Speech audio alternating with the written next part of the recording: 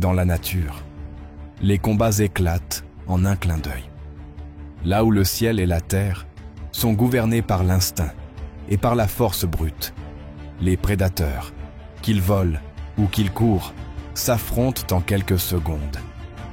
Où tout se décide, la vie ou la mort. Cligne des yeux et tu risques de tout rater.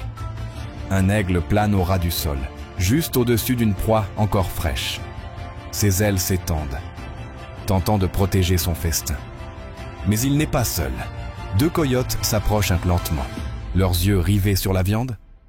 L'oiseau se redresse, essaie d'intimider, mais tout a une limite. Finalement, l'aigle cède. Les coyotes prennent ce qu'il reste et ce n'est que le début.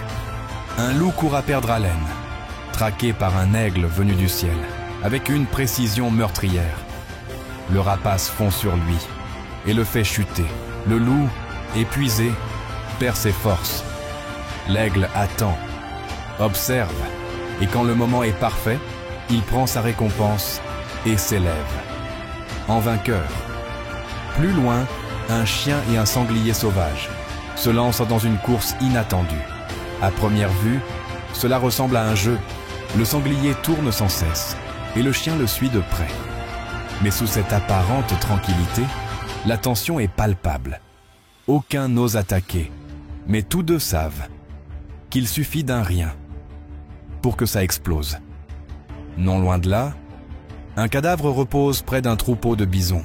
Un coyote solitaire, attiré par l'odeur, avance prudemment. Mais chaque fois qu'il s'approche, les bisons réagissent, chargent violemment. Le coyote recule, mais ne renonce pas. Il insiste, attend le bon moment. Et finalement, avec patience, il obtient sa part. Mais la paix ne dure jamais. Soudain, un pitbull surgit et fonce droit sur l'un des bisons. La réaction du géant est immédiate. D'un coup de tête puissant, il projette le chien dans les airs. Le pitbull se relève, secoue la poussière. Mais la leçon est claire. Un peu plus loin, un autre chien court librement, sans savoir ce qu'il observe. D'en haut, un aigle, en piqué, vise sa cible. L'impact est violent. Le chien chute, mais se redresse vite et réussit à fuir. L'oiseau, sans proie, remonte en silence. Et ce qui suit monte encore d'un cran. Un coyote isolé fait face à un puma. Le félin, immense, impressionnant, ne cède aucun terrain. Il grogne, donne des coups de patte et impose sa domination. Le coyote tourne, cherche une faille, mais rien ne fonctionne. Le puma n'a même pas besoin d'attaquer. Sa seule présence suffit. Et à la fin, le coyote comprend qu'il n'y aura pas de combat. Dans ces terres perchées, il n'y a pas de place pour l'erreur. Un seul faux pas, et le chasseur devient la proie. Si cette danse brutale entre la vie et la mort te fascine, abonne-toi maintenant. Pas pour les chiffres, mais parce qu'ici, la nature se montre sans filtre, crue, magnifique et implacable. Et ce n'est que le début, car dans les hautes terres, ni la glace, ni la roche ne pardonnent jusqu'à ce que tu croises leur regard. Un regard qui ne sourit pas, qui n'oublie jamais. Le chat de palace ne court pas, il ne rugit pas, n'impressionne pas, mais il attend, avec une patience millénaire, une patience que seuls ceux qui ont vécu au bord du néant peuvent comprendre. Son corps est compact, ses pattes courtes, mais son pelage, son camouflage et son silence le rendent invisible parmi les pierres. Il se glisse au ras du sol, comme si le vent ne pouvait le frôler, comme si la terre elle-même était de son côté. Parfois, il chasse de simples rongeurs, d'autres fois, il surprend un oiseau inattentif.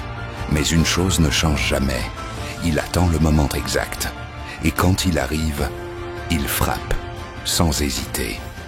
Si ce genre de scène éveille quelque chose en toi, abonne-toi dès maintenant.